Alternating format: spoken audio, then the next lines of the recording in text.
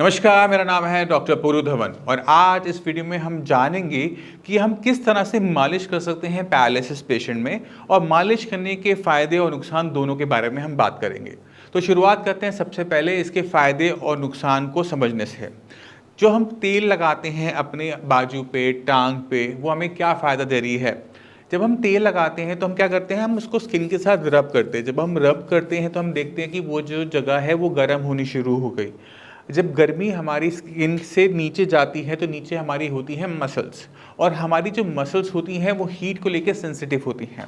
जैसे अगर हम गर्मी के मौसम में अपने शरीर को देखें तो थोड़ा सा ढीला सा रहता है।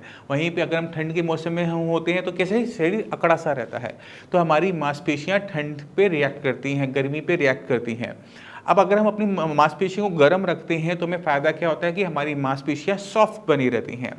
और ठंड में क्या होगा कि वो अकड़ना शुरू कर देंगी, दर्द करना शुरू कर देंगी। तो हमने कोशिश करनी होती है पैरालिसिस पेशेंट में कि मसल रिलैक्स रहे, क्योंकि मसल रिलैक्स रहेंगी तभी तो आपका हाथ नीचे सॉफ्ट रहेगा, वरना वो हार्ड होकर ऊपर की तरफ आएगा। तो इसी वजह से हम आपको ऑयल देते हैं। अब ऑयल जब हम रब करते हैं तो हमने किस तरह से इसकी मालिश करनी है वो इंपॉर्टेंट है। कभी कभी लोग बहुत ज़्यादा कस कस के मालिश करते हैं। अगर आप मालिश बहुत कस के करोगे तो हमारी जो मसल्स फाइबर है वो ब्रेक होने शुरू होते हैं, और कस के मालिश करने से जब मांसपेशियां दोबारा से जुड़ती हैं तो वो पहले से टाइट जुड़ जाती हैं और हमारी जो स्टिफनेस है वो बढ़ जाती है। तो मालिश करते हुए आपने ध्यान क्या देना है कि आपने दबा के नहीं करना। हमें मालिश से सिर्फ हीट चाहिए, और हीट रबिंग से आती है। जब आप फ्रिक्शन पैदा करोगे तो आएगी। अब हैंड की जो मूवमेंट होती है वो भी मैटर करती है, क्योंकि स्किन के नीचे हमारी होती है वेन्स। वेन्स क्या करती हैं? वेन वो सप्लाई, ब्लड सप्लाई होती है जो आपके हाथ से आपके हार्ट की तरफ जा रही हैं। तो अगर आप अपना हाथ ध्यान से देखोगे तो आपको यहाँ पे ब्लू ब्लू नजर आता है ना, नसें नजर आती हैं, जैसे हम नसें कहते हैं। ये ब्लड को इस तरफ, हार्ट की तरफ लेके जा रही हैं। अगर हम इसको उल्टी डायरेक्शन में चलाएंगे हाथ को तो ब्लड ऊपर की जाने की तरफ, नीचे की तरफ जाना शुरू करेगा। तो हमें ये भी नहीं करना। तो हम क्या करते हैं, जिस तरफ स्किन के नीचे ब्लड फ्लो कर रहा है उसी डायरेक्शन में अपने हैंड की मूवमेंट करते हैं, चाहे वो आर्म की हो चाहे वो लेग की हो। अब हमें कैसा पता लगेगा कि हमें किस तरह से हैंड की मूवमेंट करनी है? तो आप अपनी बालों की डायरेक्शन देखा करो। जैसे मेरे अब यहाँ पे बाल है ना, देखो डायरेक्शन इस तरफ है, तो उसके उल्टी तरफ हमने हाथ चलाना होता है। ठीक है, लेग्स में भी ऐसे होता है कि पैर के जो बाल हैं वो नीचे की तरफ होते हैं, इस वजह से हम नीचे से ऊपर की तरफ। तो एक तरीका तो ये हो गया याद रखने का। दूसरा तरीका ये है कि आपकी हैंड की जो मूवमेंट है टूवर्ड्स सेंटर बॉडी होनी चाहिए, क्योंकि आपका हर्ट कहाँ है? यहाँ पर है ना। तो कहीं से भी करोगे तो हर्ट की तरफ आपका हाथ चलना चाहिए, इस तरह से उठाकर नीचे से ऊपर। इससे फायदा क्या होता है कि जो ब्लड है, ब्लड की जो मूवमेंट है वो फैसिलिटेट होती है, हम उसको उसमें दिक्कत पैदा नहीं करते। तो आपने इस चीज़ का ध्यान रखना है। अब आपको मैं एक चीज़ बता चुका हूँ कि अगर हम जोर से करेंगे तो हमारी अकड़न बढ़ेगी। अगर हम सॉफ्ट तरीके से करेंगे, सिर्फ हमें हीट पैदा करने के लिए करेंगे, रबिंग करेंगे, फ्रिक्शन से वहाँ पर हीट जो जनरेट होगी उससे मसल रिलैक्स होंगी। ये हो गए फ़ायदे और नुकसान। किस तरह से करना है मैंने आपको वो भी समझा दिया कि आपने अपनी हेयर की मूवमेंट देखनी है, बॉडी हेयर की मूवमेंट देखनी है, उसके अगेंस्ट चलाना है या फिर जैसे अंदर की तरफ।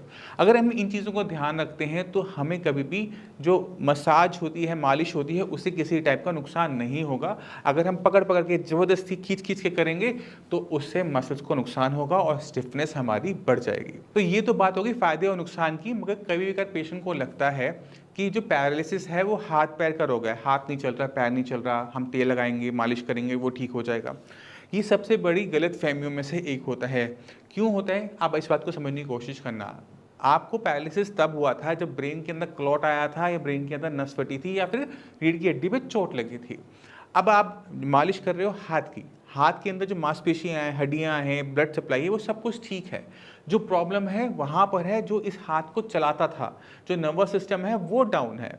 तो अगर हम जितनी मर्जी मालिश कर लें, मालिश करने से नर्वस सिस्टम पे कोई इफेक्ट नहीं पड़ता, उसमें कोई आराम नहीं आता। मालिश करने से सिर्फ हमारी मसल रिलैक्स करती है, मसल में सॉफ्टनेस आती है, बट हमारी उसमें एक्टिविटी नहीं आती है। तो आप इस चीज़ को, इस फ़र्क को समझने की कोशिश करना कि अगर हमने पैरालिसिस पेशेंट को ठीक करना है तो हमें उसकी जगह जहाँ पे नुकसान हुआ है वहीं पर भरपाई करनी पड़ेगी। और पैरालिसिस के मैक्सिमम पेशेंट में नुकसान कहाँ हो रहा है? ब्रेन के अंदर या फिर नर्वस सिस्टम के अंदर। तो हमें वहीं से ट्रीटमेंट स्टार्ट करना शुरू करना पड़ता है। मालिश से हमें सिर्फ सिम्टोमेटिक आराम मिलता है। सिम्टोमेटिक मतलब स्टिफनेस आ रही है, हमने स्टिफनेस दूर कर दी, बट उससे हमारी जो मूवमेंट है हाथ पैर की वो हमें रिगेन नहीं होती। मैं उम्मीद करता हूँ इस वीडियो से आप समझ गए कि पैरालिसिस में मालिश के फ़ायदे और नुकसान, सही करने का तरीका और किन चीज़ों का आपने ध्यान रखना है। फिर भी माइंड में कोई भी डाउट हो, कुछ भी पूछना चाहते हो, डॉक्टर्स अवेलेबल हैं, मैं अवेलेबल हूँ, आप मुझसे भी आकर मिल सकते हैं। और पैरालिसिस में किस तरह से हम आराम लेकर आते हैं, आप ये वीडियो को आगे देखें। नमस्कार, मेरा नाम है डॉक्टर पुरुधवन और आज हमारे साथ एक पैरालिसिस के पेशेंट हैं जिनका नाम है हेमेंद्र। हेमेंद्र कहाँ रहते हो? मानेसर। मानेसर। अच्छा, ये पैरालिसिस कब हुआ था हमें? 17 अगस्त 2020 में। 2020 में हुआ था, 3 साल होने वाले हैं। हाँ जी। साइंस इंजीनियरिंग से ट्रीटमेंट लेते हुए कितना टाइम हो गया? 2 महीने। 2 महीने। 2 महीने में आपको अपनी बॉडी के अंदर क्या सुधार नजर आया? बोलने में काफ़ी फर्क है। थोड़ा सा रह गया बट वो हो हाँ जाएगा। जी। और लिखने में बहुत मूवमेंट आएगी। लिखने में इम्प्रूवमेंट आ गई है, हाँ। लिख पा रहे हो अब हाँ सही जी। से? अब काम क्या करते हो आप? मैं कंपनी में था HR। कंपनी में HR थे, तो वहाँ पे काम कंप्यूटर पे था? कंप्यूटर पे काम था। तो कंप्यूटर की प्रैक्टिस कर रहे हो? करता हूँ। पहले से बेटर हुआ टाइपिंग? हाँ जी। ठीक है। पैर में क्या सुधार है? पैर में वॉक होती है लेकिन रन नहीं होता। वॉकिंग शुरू हो गई है। हाँ और जी। 2 महीने पहले क्या कंडीशन थी? 2 महीने पहले किसी का सहारा लेके चलता था मैं। 2 महीने पहले सहारा लेना पड़ता था, अब बिल्कुल सहारा नहीं लेना नहीं। पड़ता है, अपने आप चल लेते हो आराम से। हाथ में कोई वीकनेस तो हाथों पर करो, सबको दिखाओ, हाथ वीकनेस बंद करो, एक बार चल के दिखाओ। तो बाकी जो पेशेंट हैं पैरालिसिस के, जो जूझ रहे हैं आपकी तरह, उनको क्या एडवाइस करोगे? मेन यही है, दवाई लो, यहाँ से इम्प्रूवमेंट होगा। हेमेंद्र जी ने 2022 में सितंबर में भी कांटेक्ट किया था, मगर ये यहाँ पर आकर मिल के चले गए, मेडिसिन लेके नहीं गए थे। इनके माइंड में बहुत सारे डाउट रह गए होंगे उस टाइम में शायद, है ना? बट अब जब 2 महीने बाद 2 महीने का ट्रीटमेंट आपने अब शुरू किया 2023 में, फरवरी एंड मार्च में, जी। अब पता लगा मेडिसिन में कितना दम है, इतना भटकने के बाद, काफ़ी दम है ना? ठीक है। तो जितने भी पैरालिसिस के पेशेंट हैं उनको समझने की ज़रूरत है कि ब्रेन के अंदर जब क्लॉट आता है या नस फटती है तो ब्रेन का एक हिस्सा मर जाता है। अक्सर डॉक्टर्स बोलते हैं कि ये ठीक नहीं होगा, और वो बात सही भी है कि हम मरे को ज़िंदा नहीं कर सकते, बट जो हिस्सा मरा है उसका काम हमें बाकी हिस्सों को डिवाइड करना होता है। अब 2 महीने में अगर पेशेंट दोबारा से अपने सारे चलने लायक, बोलने लायक, लिखने लायक हो गया तो ये खुद में एक अच्छा इम्प्रूवमेंट होती है। तो हमें इन इम्प्रूवमेंट्स को, छोटी छोटी इम्प्रूवमेंट्स को किसी भी कीमत में नहीं छोड़ना चाहिए। जहाँ तक आज की डेट में हम बात करें तो हेमेंद्र जी अगले 1-2 महीने में काम पे दोबारा जाने लायक हो जाएंगे, और वही हमारा काम है, उसी, है ना? मेन क्या था, 2 महीने पहले किसी की सहारे की जरूरत थी। अब अकेला चलता हूँ, बस से आता हूँ, ठीक है, और इवन गाड़ी भी चलाता हूँ। गाड़ी भी चला रहे हो? हाँ जी। 2 व्हीलर 4 व्हीलर? 4 व्हीलर। 4 व्हीलर चला रहे हो? Automatic manual? मैनुअल। मैनुअल। थोड़ा ध्यान रखना हाँ हाँ। ब्रेकिंग का, कोई है ना? ये ना हो किसी को आप चोट पहुँचा दो। इवन पहले तो बैक ही करता था, अब तो 150-200 किलोमीटर चला लेता हूँ। बढ़िया, बहुत बढ़िया। ऐसे अच्छा लगता है जब ऐसे पेशेंट आते हैं, इतनी अच्छी इम्प्रूवमेंट बताते हैं, तो खुद को लगता है कि हम कुछ अच्छा काम कर रहे हैं। और ये बहुत ज़रूरी होता है किसी भी डॉक्टर के लिए, क्योंकि अवार्ड ट्रॉफी डॉक्टर्स के लिए लेना बहुत आसान काम होता है, मगर जब अच्छे पेशेंट जब ठीक होता है ना, उससे बढ़िया ना खुशी होती है ना कोई अवार्ड होता है। पहले क्या था, 2 व्हीलर पे जब चलते थे ना तो कॉन्फिडेंस नहीं आता था। अब 2 व्हीलर थोड़ा चलाते हैं लेकिन चलाते हैं। चलाते हो? हाँ जी। गिरने का डर तो नहीं लगता उसमें? डर तो लगता है। हाथ में भी ऐसे तो नहीं ना कि ब्रेक लेट लगती हो? नहीं, वो दिक्कत नहीं आती। दिक्कत ये आती है हाथ टाइम पे ब्रेक लगेगी नहीं लगेंगे। मैं वो इसलिए तो क्या पूछ रहा हूँ आपसे, क्योंकि हाथ में वाइब्रेशन है अभी। हाथ में वाइब्रेशन है। हाँ जी। बट अभी आप कोशिश करो कि आप खुले में चलाओ ग्राउंड में, क्योंकि किसी को और को नुकसान ना पहुँचे। अभी तो ग्राउंड में ही चलाता हूँ। ग्राउंड में चला रहे हो अभी? और गाड़ी भी ग्राउंड में चला रहे हो, सड़क पे चला रहे हो? सड़क सड़क पे चला रहे हो, हाईवे पे, मनेसर हाईवे, गुड़गांव मनेसर हाईवे। मानेसर मेहंदगढ़। अच्छा, मनेसर से मनेसरगढ़, ठीक है।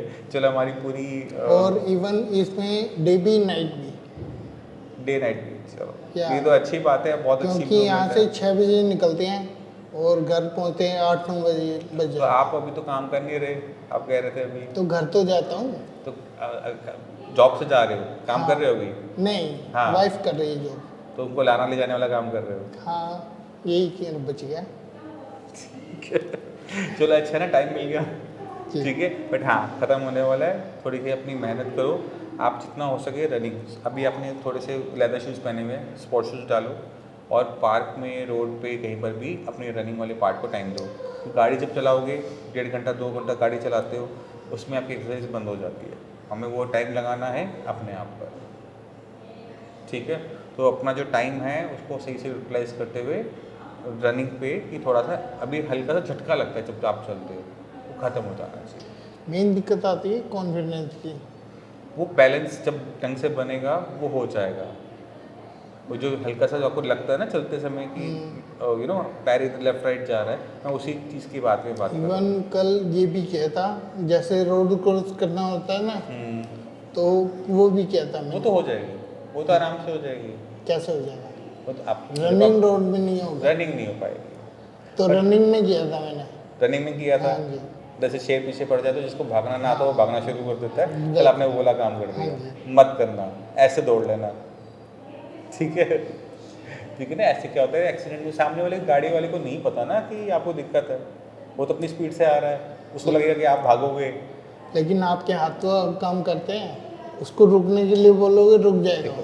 इतना इतना डॉक्टर कभी भी नहीं बोलेगा कि अपने लाइफ को रिस्क हाँ, में डालो। डॉक्टर नहीं बोलेंगे, ऐसी ही बात है। आप बात को समझो, आप जो कर रहे हो अच्छी इम्प्रूवमेंट है, थोड़ा सा वेट कर लो, फिर सब कुछ करना ही करना है। आप दौड़ो, दौड़ने के लिए मना नहीं है, बट ग्राउंड में दौड़ो कि चोट लगने की संभावना ना हो। गाड़ी के सामने दौड़ने का कोई मतलब नहीं बनता है। नहीं, दौड़ने में एक दिक्कत आती है, जैसे ग्राउंड में दौड़ते हैं ना, तब ऐसा लगता है गिर जाएंगे अभी। अब कल जब सड़क पर दौड़े तब लगा, तब तो क्रॉस ही किया था। तब डर था वो डर तो था, गिरने का। गिरने का नहीं, मरने का। हाँ, तो वहाँ पर क्या हुआ कि जब आप चल रहे हो ना तो अपने लेग पे फोकस कर रहे हो कि मैं कैसे चल रहा हूँ। जब आप गाड़ी के सामने दौड़े तब आपको ये नहीं था, आपको बस ये था कि आपको सड़क पार करनी है। तो दोनों चीज़ों में फ़र्क आ गया। नहीं, इससे डर खत्म उसमें हो कोऑर्डिनेशन का फर्क आता है। ये साइड है, आ रही है गाड़ियाँ, ये जा रही हैं, गया। हाँ, आप कैसे क्रॉस करोगे? माइंड में फोकस खत्म हो गया ना। आपने फोकस अपने पैर से हटा के गाड़ी पे लगाया कि गाड़ी इधर से आ रही है, ये गाड़ी इधर से आ रही है, मुझे इतनी स्पीड पकड़नी है, तो मैं ये रोड इस तरह से क्रॉस कर लूँगा। तो वहाँ पर हमारा फोकस बदल गया। इस वजह से उस टाइम में हमें डर गिरने का नहीं लगा, डर हमें लगा गाड़ी का, कि गाड़ी लग ना जाए। ठीक है। तो वही है कि आपको अपना ये अपने माइंड से अब निकालना पड़ेगा कि मैं गिर जाऊँगा। नहीं गिरोगे, गिरोगे तो कहाँ से गिरोगे? जितने खड़े हो उसी से गिरोगे ना, 3-4 फुट से, चोट नहीं आ सकती। ठीक। ठीक है ना। तो इस चीज़ का थोड़ा सा ध्यान रखो। बाकी अभी 2 महीने हुए हैं, उम्मीद करते हैं अगले 2 महीने के अंदर हम आपका ट्रीटमेंट भी बंद कर दें। ठीक है। ये जो इम्प्रूवमेंट आई है 2 महीने में, बस इसी के 2 महीने आगे और फीस में काम बन जाएगा हमारा। ठीक है। ठीक है सर।